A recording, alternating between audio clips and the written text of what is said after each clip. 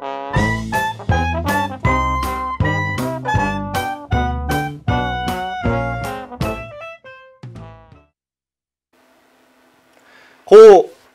공부법 특강에 오신 여러분 환영합니다. 이 시간 함께 공부할 저는 윤일식입니다. 이번 강의에 부제가 있는데요. 특명, 국어를 정복하라 입니다. 여러분이 혼자 정복하게 하면 너무 힘들죠. 그래서 선생님이 이 자리에 섰습니다. 오늘 이 시간 클릭한 여러분 정말 환영하고요. 특별히 우리가 이렇게 만났기 때문에 선생님은 여러분에게 많은 것들을 전해주고 싶습니다. 그래서 한 번도 오픈하지 않았던 선생님의 고등학교 이야기, 그리고 고등학교 때 사진도 잠깐 준비를 했고요.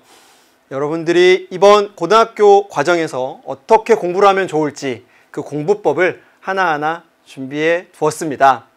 소통하고 공감하는 이번 한 시간이 되었으면 좋겠습니다.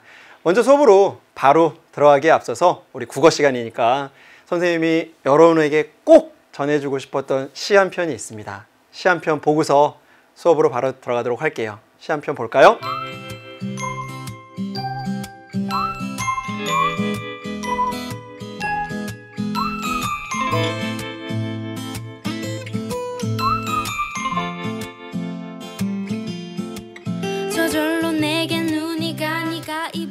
민들레가 어디서든 잘 자랄 수 있는 건 어디로 데려갈지 모르는 바람에 기꺼이 몸을 실을 수 있는 용기를 가졌기 때문이지.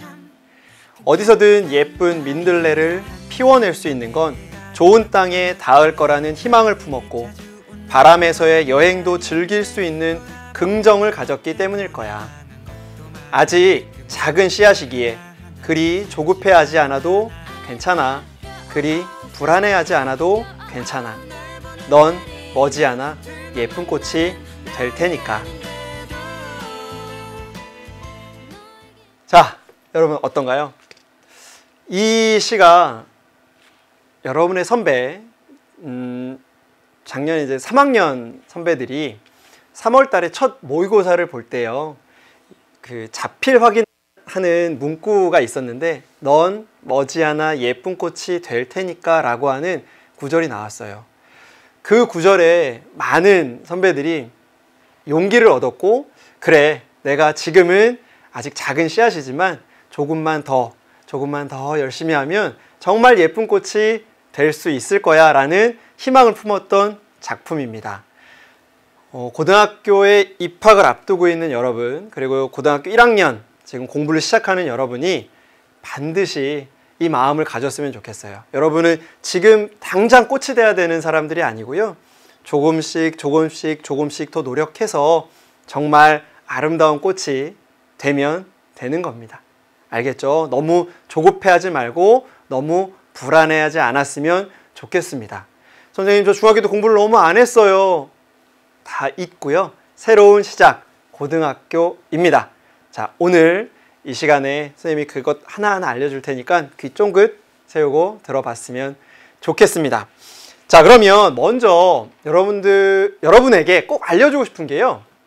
중학교 국어와 고등학교 국어가 어떻게 다른가? 이걸 먼저 알려주고 가겠습니다. 중학국어 대 고등국어입니다. 자, 중학국어, 고등국어 나눠놨는데 내신 대비, 선행학습, 평가, 고전문화 이렇게 중요한 것들을 나눠놨습니다. 자, 먼저 내신 대비는요. 중학교 국어는 교과서만으로 충분합니다. 하지만 고등학교 국어는 교과서 외의 지문에서도 출제가 되고 있다는 걸 아셔야 되고요. 선행학습이 그렇기 때문에 중학교 국어는 교과서 한 권만 충분히 본다면 선행학습이 가능해요. 그런데 고등학교 국어는 교과서 외의 지문이 나오기 때문에 선행의 개념이 특별히 없다라고 볼 수가 있을 거고요. 평가 부분에서도요. 전국 단위 시험이 중학교 때는 없었는데 고등학교에서는 전국 연합 학력 평가라고 하는 여러분 선배들은 특별히 이거를 모의고사라고 많이 부르는데 공식 명칭은 전국 연합 학력 평가. 결국에 내가 전국에서 어느 정도의 위치에 있나 국어 성적이 그런 것들을 시험을 통해서 알려줍니다. 왜냐하면 고3이 되면 많이 들었죠. 수능을 또 봐야 하기 때문에. 그렇죠. 또 하나 중요한 부분은요, 고전문학인데 중학교 때 고전문학은 약간의 작품들만 배우는 걸로 선생님이 알고 있어요. 그런데 고등학교에 오면 고전문학이 현대문학과 마찬가지로 상당히 중요한 하나의 축을 이룹니다. 결국에 고전문학을 포기한다? 고전문학이 어려워서 나는 공부를 못하겠어요 라고 하는 친구들은 국어의 문학에서의 한 부분을 아예 공부를 안 하겠다라는 의미를 갖게 됩니다. 결국 고전문학도 절대 포기해서는 안 된다라는 걸 이야기해주고 싶었어요. 아시겠죠? 자, 그래서 중학교 국어, 고등학교 국어 좀 다르구나, 뭔가 좀 어려워질 수 있겠구나 정도는 파악이 됩니다. 맞나요? 자, 그 차이점을 알고 나니 바로 여러분들의 마음, 국어 공부 막막해요 라는 마음이 들 겁니다. 이 내용은요, 그 선배들이 선생님한테 와서 물어봤던 내용들이기도 합니다. 고등학교 1학년 때 와서 정말 국어 공부 잘하고 싶어요. 그런데 막막해요. 어떻게 해야 되죠, 선생님? 물어봤던 여러분 선배들의 이야기를 잘 생각을 해서 어떻게 조언을 했었는지 그 내용들을 지금 이 자리에서 알려주도록 하겠습니다. 먼저 첫 번째는 눈앞에 있는 내신 열심히 해야 되겠죠? 그리고 저 멀리 3년 뒤에 보게 될 수능을 함께 바라봐야 합니다. 무슨 말이냐면 내신 같은 경우는 1학기 때 2번, 그죠? 1학기 때 뭐 중간고사, 기말고사 이렇게 볼 거고요. 2학기 때 중간고사, 기말고사 이렇게 보면 총 4번의 시험을 치르게 됩니다. 그렇죠? 그리고 그 4번의 시험 동안에 책, 국어 교과서를, 교과서에 있는 뭐 내용들을 문학 작품과 독서, 지문과 이런 것들을 다 보게 됩니다. 하지만 여기에만, 학교 시험에만 너무 매몰되면 수능 생각 못하는 경우가 있어요. 아까도 얘기했지만 중학교 때 공부 방법대로 그냥 교과서에 있는 것만 알면, 거기만 열심히 하면 수능 준비가 잘 되겠지? 아닙니다. 그 이외에 더 스스로 준비를 해야 한다는 거죠. 그 내용도 뒤에서 또 한 번 설명을 하려고 합니다. 자, 또 하나, 다른 듯 다르지 않은 내신과 수능의 핵심을 파악하는 것이 중요합니다. 무슨 말이냐면 내신과 수능은 결국에 그 핵심이 맞닿아 있어요. 맞닿아 있습니다. 무슨 말이냐? 수능을 출제하는 기관 한국교육과정평가원에서 수능의 목표가 뭐냐라고 물어봤을 때 이렇게 얘기합니다. 고교, 교육, 정상화. 자, 이런 말을 써요. 고교, 교육을 정상화하는데 도움을 주는 게 바로 수능이다 라고 합니다. 그렇다면 여기에 숨어 있잖아요. 아, 내신 준비한다는 건 결국에는 고교 교육과정에서의 시험을 얘기하는 거고, 수능은 그 고교 교육과정이 정상화되는 걸 돕는다고 했으면 결국의 핵심은요, 이 고교 교육과정 안에서 얼마나 열심히 준비하느냐라는 걸 묻고 싶은 겁니다.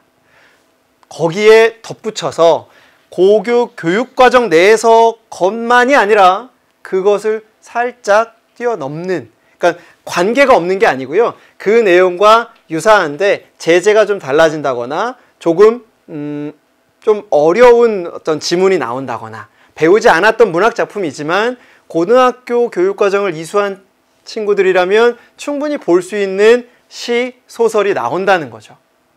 알겠죠? 막막한 게 아닙니다. 그쵸? 자, 그리고 세 번째는, 그렇다면 고등국어를 접하는 우리의 자세, 여러분의 자세는 어때야만 할까라는 건데 바로 이겁니다. 첫 번째, 지금만 넘기자라는 생각은 안 돼요. 중학교 때처럼 이번 이번 중간고사, 자, 이번만 넘기자, 이것 열심히 공부하면 교과서에 나와 있는 작품만 잘 보면 중간고사는 잘 볼 수 있을 거야. 그러니까 요거만 열심히 하고 시험이 끝난 다음에는 뭐 잠깐 좀 잊어도 될 거야. 이런 좀 아니란 생각. 이건 중학교 때는 가능한데 고등학교 때는 지금 배웠던 고등학교 1학년 1학기 때 배웠던 작품이 고등학교 3학년 문제집에 또 나올 수도 있고요. 충분히 가능한 이야기입니다. 그런데 지금만 넘겨 이러면 공부가 제대로 될 리가 없다는 거죠. 아시겠죠? 또 하나, 주체적인 학습 좋습니다 라고 얘기를 했는데, 자, 여기서 주체적이라는 건 다른 말로 하면 자기 주도적 학습을 말합니다. 자기 주도적. 중학교 때는 선생님이 주제는 무엇이야, 인물은 누구누구야, 구성은 이렇게 이렇게 돼 있어 라고 했다면 그 내용이 시험에 나올 가능성이 상당히 높죠. 하지만 고등학교 때는 그렇게 선생님이 알려주셨다고 해서 그 내용이 그대로 시험에 나온다, 그렇게 얘기할 수 없습니다. 스스로 더 깊게 생각해보고 더 깊게 공부해야 됩니다. 자기주도적으로 열심히 공부해야 되는, 그게 바로 국어 공부의 방법입니다. 막막해 하지 마시고 아, 이렇게 하면 되겠구나 알고 갔으면 좋겠습니다. 자, 이번에는 선생님과 함께 고등학교 1, 2, 3학년을 보냈던 여러분 선배의 이야기를 잠시 들려주려고 하는데요. 국어 공부를 참 잘했던 선배입니다. 현재 성균관대학교에 1학년에 재학 중인 여학생, 곧 뭐 누나이거나 언니가 되겠네요. 그렇죠? 어떻게 공부를 했었는지 잠시 이야기를 해줄게요. 먼저 1학년 1학기 입학을 했습니다. 선생님과 함께 수업을 했죠. 그런데 국어 내신 성적이 3.5 정도 나왔습니다. 그러니까 1등급부터 9등급까지가 있는 고등학교의 등급에서 3.5 등급이라면 조금 본인이 중학교 때 열심히 공부했던 거에 비하면 성적이 좀 안 나와서 많이 의기소침했습니다. 그래서 선생님과 상담을 했고 어떻게 공부하면 될까요? 라고 해서 나를 선생님이 알려주고 싶은 것들을 충분히 이야기를 했습니다. 그래서 2학기를 맞이하면서 결정적인 상승 곡선을 그리게 됐는데요. 그 이유가 바로 이제 국어 내신 1등급을 맞게 됐는데, 그 이유는 바로 고전문학이었습니다. 많은 그 친구들이 고전문학이 1학년 2학기 때 대부분 나와요. 앞으로 이제 많이 듣게 되겠지만 관동별곡이라는 작품이 나왔는데 그 부분에서 정말 많이 포기했습니다. 그런데 이 친구 이과생이기 때문에 역시 좀 포기하고 싶은 생각이 들었을 거예요. 그런데 선생님과 이야기하면서 이 부분이 문과생은 잘하고 이과생은 못한다, 이게 아니라 충분히 우리가 열심히 공부하면 다 이해할 수 있는, 곧 선인들의 이야기다, 그렇게 생각하고 공부해보자 라고 했더니 어려운 내용이지만 그래 나도 할 수 있어 라는 마음을 먹고 열심히 했대요. 그래서 이렇게 결정적인 상승 곡선을 그리고 그 이후에 자신감이 생겼고요. 국어에 대해서. 그리고 특별히 본인이 좋아하는 독서, 그러니까 책들을 열심히 읽으면서 국어 뭐 어렵지 않네 라는 생각을 갖게 됐다고 해요. 그리고 이 부분, 자, 과제를 참 열심히 했습니다. 어떤 과제였냐면 선생님이 개인적으로 줬던 과제였습니다. 뒤쪽에서 설명을 한 번 더 하려고 했는데 무슨 내용이었냐, 하루에 신문 사설 3편 또는 4편 읽기, 그 과제를 줬는데요. 그걸 통해서 열심히 스스로 그 읽는 요령들, 그리고 관점을 파악하는 방법들을 익히게 되면서 결국 수능에서도 1등급을 맞게 됐습니다. 내신과 수능이 공이 1등급을 맞게 됐던 이 선배, 핵심은 자기 스스로 열심히 했다라는 부분입니다. 아시겠죠? 자, 그렇다면 나도 할 수 있다라는 자신감 여러분도 가져야 될 것 같습니다. 맞죠? 자, 그러면 정말 오늘 이 시간 여러분이 이 강의를 들으면서 꼭 알고 싶었던 내용, 국어를 잘하는 방법에는 무엇이 있을까? 왕도라는 말이 있죠. 정말 정도. 어떻게 가야 할까? 국어를 정말 잘하기 위한 그 정도는 무엇일까? 아무리 생각해도 정말 정답은 없는 것 같습니다. 하지만 10년 동안 고등학교에서 여러분 선배들을 가르치면서 느꼈던, 그리고 선생님이 깨우쳤던 것들을 대방출하겠습니다. 같이 한번 들어봐 주세요. 첫 번째, 고전문학에서 어떻게 절대 포기하지 않기를 1번으로 넣습니다. 고전문학은 처음에 설명했지만 중학교 때와 달리 상당히 큰 비중을 차지하게 돼 있어요. 고등국어에서는. 옛 선조들의 언어, 그리고 옛 선조들의 정서가 들어있기 때문에 처음부터 그냥 읽어나가면 잘 이해가 안 됩니다. 하지만 고등학교 1학년 때부터 2학년, 3학년 차근차근 작품 수가 늘어나면서 시조에는 이런 내용이 들어있구나, 이런 식구는 이런 의미로 쓰이는구나 알아가게 될 겁니다. 그런데 포기하는 순간 어떻게 될까요? 그 뒤에 나오는 작품들 보고 싶지 않아요. 그 뒤에 나오는 짧은 거든 긴 것이든 그 작품들을 전혀 관심 있게 보지 않게 됩니다. 그때부터 국어가 어려워지고 재미없어지기 시작해요. 고전문학 절대 포기하지 않습니다. 1번이고요. 두 번째, 문학작품 외울까요? 아닙니다. 감상입니다. 마음으로 감상하세요. 처음에 선생님이 여러분에게 들려줬던 봄이에게라는 작품 어땠어요? 막 너무 하나도 이해가 안 되고 듣기도 싫고 보기도 싫고 그랬나요? 아니죠. 문학 작품을 밑줄을 너무 열심히 긋고 너무 주제를 찾으려고 하다 보면 어렵습니다. 그것보다는 감상을 하는 거죠. 감상을 하면서 이러한 작품들이 나왔을 때 이렇게 이해하면 되는구나. 소설을 볼 때는 인물 위주로 보면 되겠구나. 시를 볼 때는 어떤 표현법을 썼는지를 잘 알면 되겠구나. 이런 것들만 알면서 간다면 충분히 문학작품을 감상할 수 있을 거예요. 그것도 마음으로. 이 부분이 되면 밑줄 그어가면서 문제 푸는 것들이 돼요. 그런데 문제를 먼저 풀고 작품을 막 보고 이러다 보면 국어 공부가 어려워지고 힘들어지고 하기 싫어집니다. 그러지 않아야 되겠죠? 알겠죠?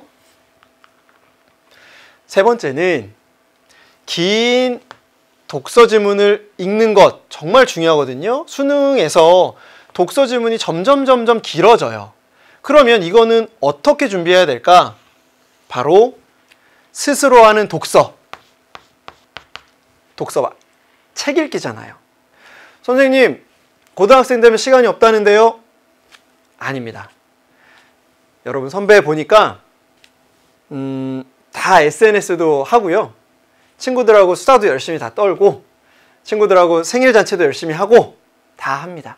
독서 할 시간 충분해요. 그 부분이 되지 않으면 이 긴 독서 지문을 읽어낼 방법이 없습니다. 긴 독서 지문을 읽는 방법을 국어 선생님이 다 알려주시지 않을까요? 아닙니다. 그럴 수 없어요. 그 부분은 스스로 자기주도 학습을 통해서 긴 글 읽을 수 있어. 어렵지 않아. 이 생각이 있어야만 합니다. 아시겠죠? 자, 네 번째는 이전에 그 대학교에 합격한 그 여러분 선배 얘기했었잖아요. 바로 이 내용인데 할 수만 있다면 여러분 꼭 했으면 좋겠습니다. 매일 신문 사설 2편 또는 3편을 읽는 거예요. 이 내용은 선생님이 중학교 1학년 때부터 했던 공부 방법인데 그때는 신문 사설에 한자도 막 들어있었거든요. 모르는 한자는 한자를 찾아가면서 읽었어요. 중요한 내용 알게 됐습니다. 신문 사설은 글쓴이에 의견이 들어가 있어요. 주장이 들어가 있습니다. 그래서 그 한 편의 글을 읽으면 지금 이 글쓴이가 무슨 내용을 얘기하고 있구나, 어떤 주장을 하고 있구나, 이런 걸 알 수 있게 돼요. 처음부터 뭐 알 수 있으면 좋은데 읽다 보면 뭐 하루, 이틀, 일주일, 한 달, 6개월, 1년 하다 보면 글을 읽으면서 글의 흐름이 파악이 되고 주제가 파악이 됩니다. 이걸 했더니 수능에서 독서 지문을 읽을 때 정말 도움이 되더라고요. 독서 지문 보면 논설문 또는 설명문입니다. 논설문이 나오면 이 글쓴이가 지금 무슨 얘기를 하고 있구나, 이 문단에선 지금 무슨 얘기를 하고 있구나 라는 걸 누가 알려주지 않아도 이 부분에서 신문사설을 읽으면서 충분히 훈련이 돼 있어서 그랬는지 잘 이해가 됐어요. 지금 고등학교 1학년으로 올라오는 여러분이 이것을 꾸준히 할 수 있다면, 고등학교 3학년까지 꾸준히 할 수 있다면 수능 보는 그날 아마도 크게 웃는 여러분 모습을 보게 될 겁니다. 직접 선생님이 경험했던 거예요. 자, 또 하나, 5번째는 친구 그리고 부모님과 대화하는 것, 그게 바로 화법이고요. 그게 바로 작문과 연결이 됩니다. 자, 선생님 이 말이 어려워요. 화법, 작문이라고 하는데, 화법, 작문, 문법, 문학, 독서, 이 5개의 파트가 우리 수능에서 공부해야 될 파트거든요. 화법, 말 그대로 말하기입니다. 작문, 글쓰기잖아요. 여러분의 친구와 부모님과 대화 나누는 그 순간이 바로 화법의 상황입니다. 그리고 실제 모의고사 수능에서 화법 문제가 나왔을 때 그런 대화하기 상황이 참 많이 나와요. 친구와 부모님과 대화하는 것, 이 부분도 공부의 연장선이구나 라고 생각하면서 좋은 대화, 비속어라든가 이런 거 쓰는 대화 말고 정말 서로 이렇게 주고받는 대화 있잖아요. 혼자만 막 말하는 거 말고 대화하는 그런 것들도 공부의 일종이구나 라고 생각하면 좋겠습니다. 6번째는 전국연합학력평가 대비는 그럼 어떻게 할까요? 라고 하면 전년도 기출문제를 충분히 활용했으면 좋겠습니다. 특별히 학교에서 여러분에게 뭔가 전국연합학력평가는 이렇게 준비해야 돼 라고 전혀 얘기를 못 해줄 수도 있어요. 학교 진도를 나가다 보면. 그러면 전년도 기출 문제를 가지고 여러분 스스로 풀어봅니다. 그리고 채점도 해보고 내가 지금 이런 부분을 모르고 있구나, 이런 건 이렇게 공부해야 되는구나 생각을 해야 돼요. 혼자 하기 어렵기 때문에 EBS에서 이 부분도 전국연합학력평가 전에 한 일주일, 2주일 전에 전년도 문제를 가지고 이렇게 준비하세요라는 강좌를 준비해 줄 겁니다. 아시겠죠? 자, 다음 마지막 7번째는 수업 시간에 배운 것은 그날 바로 복습하는 것. 정말 중요합니다. 국어도 마찬가지로 점점 진도가 쌓여가다 보면 수능 시험 전날 하루 안에 공부를 다 마치는 건 어렵습니다. 그래서 국어 시간이 오늘 들었다면 오늘 저녁에 다시 한번 꼭 복습을 해서 내가 지금 이런 정도의 공부를 하고 있구나, 이런 진도를 나가고 있구나 라는 걸 알고 갈 필요가 있을 것 같아요. 이 7가지는 실제 선생님이 고등학교 시절에 국어를 공부를 잘하기 위해서 했던 방법이니까 꼭 기억해 주기를 바랍니다. 자, 이거는 어디에서도 방출한 적이 없었던 선생님의 고등학교 3학년 졸업식을 앞두고 친구들과 잠시 놀러 가서 찍었던 사진입니다. 네. 선생님의 마음을 고백하겠습니다. 이 자리에서. 선생님은요, 고등학교 1학년 입학할 때 필독서를 꼭 읽어와라 라는 학교 방침이 있었는데 열심히 읽으려고 했죠. 좌절했습니다. 그 책 제목 아직도 잊지 않아요. 염상섭의 3대입니다. 정말 두껍고요. 너무 어려웠어요. 고등학교 1학년 입학하기 전에 좌절을 했습니다. 나 국어 정말 힘들어. 나 국어 못할 것 같아 라고 생각이 들었는데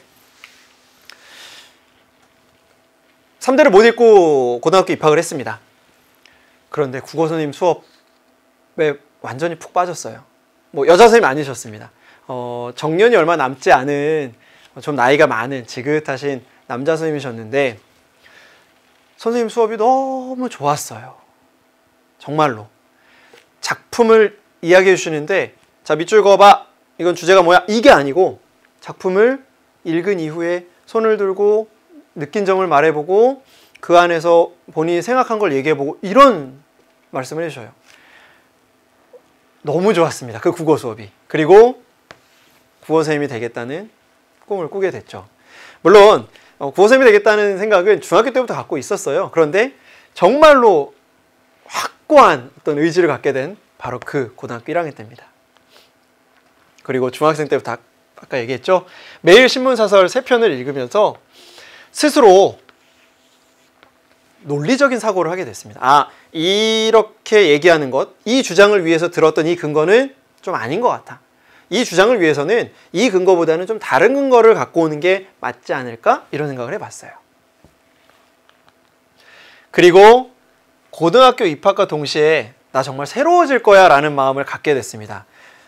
그게 딱 기억이 나는 게요. 첫 번째는 수업 시작 전에 자리에 앉기. 이거 되게 쉬운 거잖아요. 근데 선생님은 중학교도 남자 중학교, 고등학교도 남자 고등학교였는데 쉬는 시간 얼마나 시끄러운지 모르겠습니다. 그런데 중학교 때까지 선생님도 그랬던 것 같아요. 고등학교 가면서 수업 시작 전에 무조건 자리에 앉는다. 스스로. 그리고 두 번째는 매 수업 시간 전에 이 칠판을 깨끗이 닦는 걸 누가 시키지 않았는데 했어요. 왜냐? 수업을 준비하는 마음을 스스로 갖고 싶었거든요. 그러다 보니까 모든 수업 시간 전에 이걸 지워요. 이 전 시간에 선생님 수업을 막 지우면 그러면서 지우면서 한 번 더 보고 다음 시간에 대한 어떤 기대감으로 이걸 깨끗이 지워놓으면 그 다음 시간 수업도 정말 집중해서 들을 수 있었던 기억이 납니다. 일부러 이렇게 너무 모범생처럼 얘기하는 게 아니라 선생님이 정말 이렇게 했더니 학교 생활 정말 재밌었고 고등학교 국어 어렵지 않다라는 생각을 갖게 됐다라는 걸 이야기해주고 싶어서 가져왔습니다. 심지어 선생님의 사진까지 띄워놓고, 그죠? 자, 그리고 그날 배운 건 그날 모두 복습하는 걸 습관을 들이기 위해서 야간 자율학습이라는 걸 했어요. 말 그대로 야간에 남아서 자율적으로 학습을 하는 거잖아요. 그쵸? 지금 고등학교에 가면 어떤 학교는 시행을 하고 있고 어떤 학교는 시행 안 할 수도 있지만 뭐 꼭 학교가 아니어도 좋아요. 집이 돼도 좋습니다. 그날 배운 내용은 그날 복습한다라는 마음으로 공부한다면 여러분도 선생님처럼 공부가 그렇게 어렵지만 않다라는 생각을 갖게 되지 않을까라는 생각에서 여러분 고백했습니다. 고백. 아시겠죠? 자, 그렇다면 이번에는 영역별 학습 방법에 대해서 얘기를 해볼게요. 고등학교 국어에는 화법, 작문, 그리고 뒤에 나오는 문법, 문학, 독서 5개 영역이 있습니다. 다시 한번 화법, 작문, 그리고 문법, 문학, 독서가 있습니다. 먼저 화법은 이전에 잠깐 봤지만 말하기예요. 그래서 교과서에서 다루는 개념 정확하게 이해하면 됩니다. 어려운 게 없어요. 화법은 자 어떻게 말해야 될까 이 얘기를 합니다.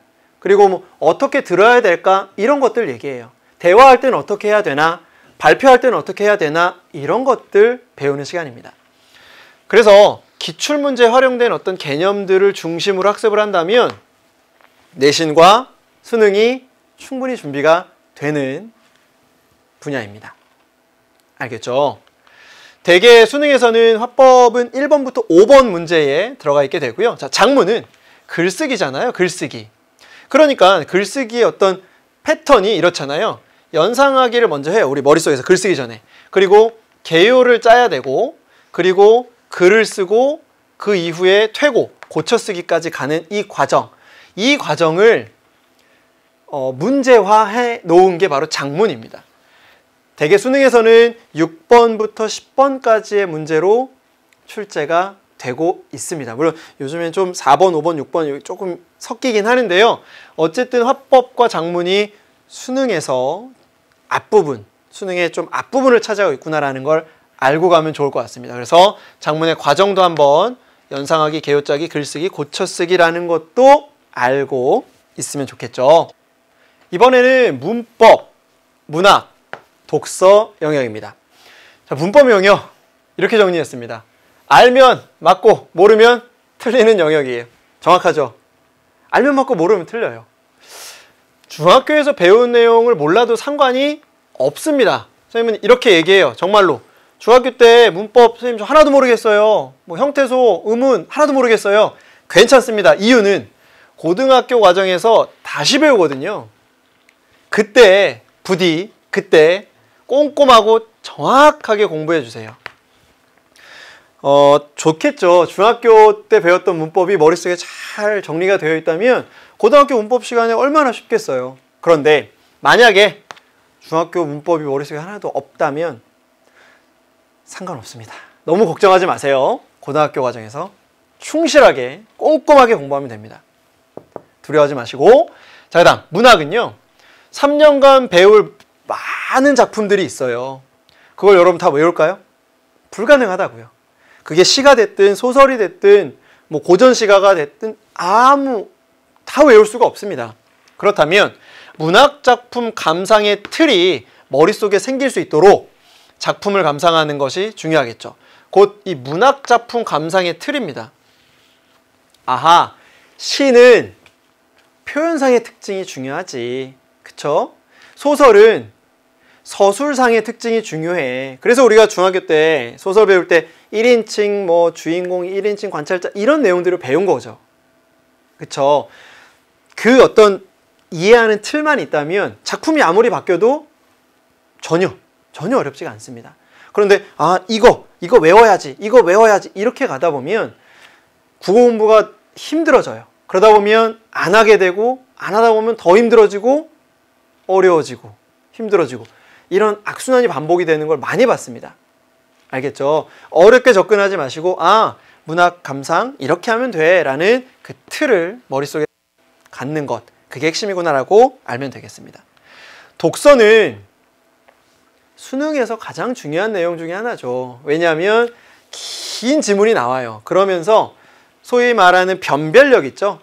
저 친구는 못 풀고 나는 풀고 라고 하는 부분을 낼 때 이 독서 쪽에서 내는 경우가 많습니다. 그래서 수능에서 지문이 길어지는 추세예요. 많이 길어지는 추세입니다. 그리고 또 하나, 서로 다른 영역의 융합의 지문도 생기고 있습니다. 무슨 말이냐면 과학과 인문 지문이 막 섞여서 나와요. 과학만 설명해도 어렵고요.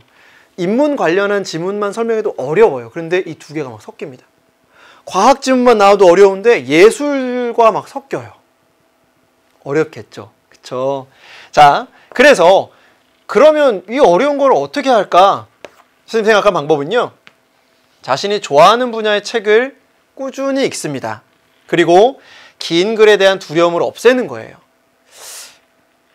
그러면서 이 자기가 좋아하는 분야의 책을 읽다 보면 여러 분야의 책도 읽을 수 있는 여력이 생기겠죠.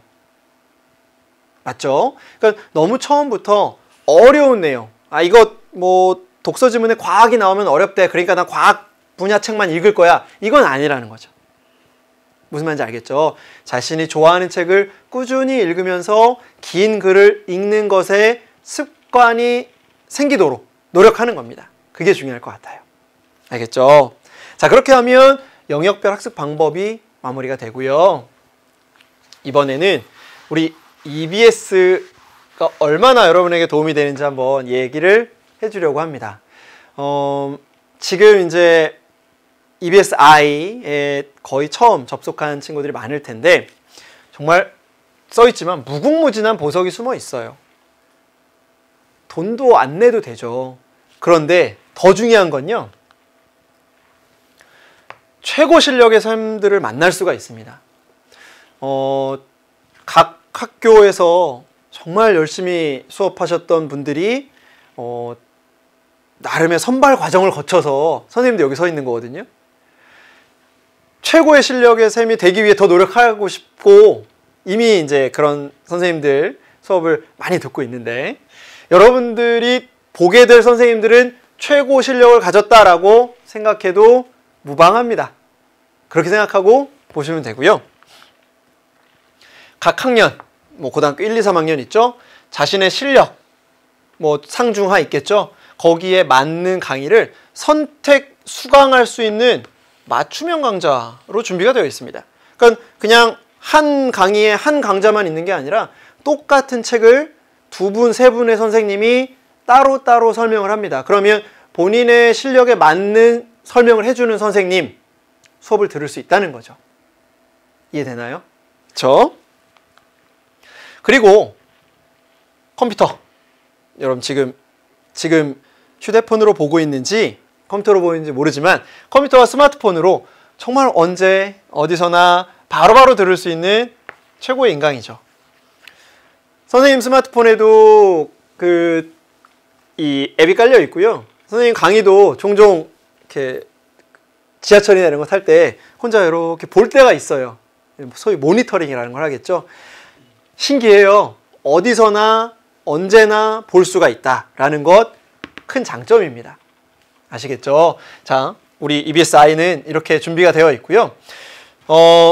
여러분 잘 보이지 않을 거예요. 선생님이 이걸 빔으로 갖고 왔는데 이 내용은 어디 있냐면 우리 EBS-I 홈페이지에 보면 예비고1 탭이 있고요. 거기를 누르면 커리큘럼이 그대로 나와 있습니다. 그 내용을 참고해서 같이 봤으면 좋겠는데 먼저 단기 특강으로는요. 지금 이쪽에 여러분과 선생님이 하고 있는 공부법 특강이 있고 그리고 고1 예비과정 국어도 이미 탑재가 되어 있습니다. 고1 예비과정에 들어가면 선생님을 만날 수 있답니다. 들어가 보세요. 자, 그리고 예비 고1 지금 내 등급은 이라고 하는 건 어떤 학교는 반편성고사를 보는 학교가 있거든요. 선생님 학교는 봅니다. 반편성고사를 대비하는 문제들이 실려있는 내용입니다. 밑에 있는 건 이제 뭐 예비 고2이고요. 밑에 예비 고1을 위한 여름방학 특강도 준비가 되어 있습니다. 여름방학 때. 자, 그리고 이쪽으로 오면 내신 진도에 맞춰서 올림포스라고 하는 강의도 개설이 될 거고요. 교과서 진도 특강도 개설이 될 겁니다. 그리고 국어 독해 원리, 국어 문법의 원리라고 해서 이 내용은 학교 공부도 도움이 되지만 수능 준비에도 도움이 되는 독해 원리 시리즈가 있습니다. 그리고 마지막으로 중간고사, 기말고사, 내신 대비할 때는 또 교과서 시험 직전 요약이라는 강의도 개설이 됩니다. 힘들 때, 여러분들이 도움을 받아야 될 때 다른 곳에 가서 너무 헤매지 마시고 EBS-I 들어오세요. 들어오면 여러분 수준에 맞는 시기에 맞는 강의가 개설이 되어 있을 겁니다. 자, 그러면 EBS-I 활용법도 알려드려야 되겠죠? 자, 첫 번째 활용법은요. 자신의 학년 수준에 맞는 강의를 선택해야만 합니다. 선생님 저 고3 강의도 들어보고 싶어요. 들을 수는 있지만 현재 고1이라면 고1에서 먼저 자신의 강의를 잘 듣는 게 좋을 것 같고요. 두 번째는 OT를 통해서 그 선생님의 수업 스타일을 한번 파악해 보는 게 좋을 것 같아요. 그래서 이 선생님은 이런 강의를 하시는데 어떻게 설명을 해 주실 거다라는 걸 OT를 통해서 설명하시니까 그걸 통해서 얘기 들으시고요. 세 번째, 완강, 부담스러울 수 있죠. 자, 그럴 때는 모르는 부분 그리고 내가 잘 알고 싶은 부분만 쏙쏙 찾아서 듣는 것도 하나의 방법이 될 겁니다. 네 번째 활용법은요. 수강 후기를 통해서 선생님과 직접 소통을 하는 방법이 좋을 것 같아요. 모르는 부분 또는 궁금한 부분 바로바로 수강 후기에 질문을 남겨서 해결을 하면 참 좋겠죠? 마지막 다섯 번째 활용 방법은 학교 시험 전이나 전국 연합 학력평가 전에는 반드시 자신의 약점을 채울 수 있는 강의 수강할 수 있도록 해주세요. EBS-I에 들어오면 분명히 일주일 전, 2주일 전에 이런 강의들이 개설이 되어 있을 겁니다. 아시겠죠? 자, 그렇다면 선생님이 생각하는 고1 국어 왜 중요할까라고 생각을 해봤거든요. 고1 국어는요. 첫 번째는 수능 국어의 출발점이에요.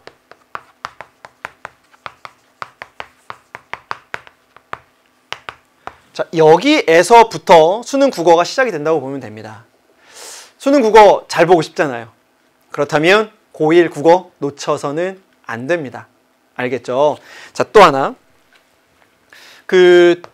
우리말임에도 불구하고 국어를 포기하는 학생들이 나와요. 고등학교 1학년 때.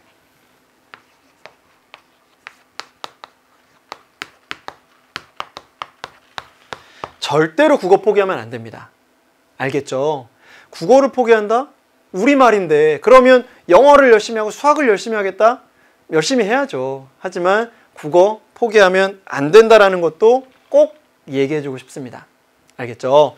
그리고 고1 국어, 특별히 왜 고1 국어가 중요할까라고 하면 우리의 3년을 판가름할 수 있는 그 출발점이 된다라는 겁니다.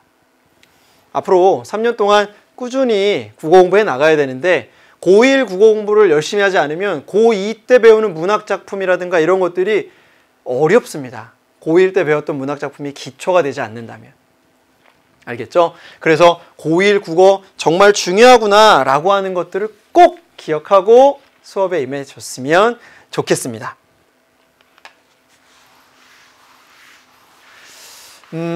자, 예비 고1 이것만은 꼭 지켜줬으면 좋겠다라고 선생님이 부탁하고 싶은 게 있어요.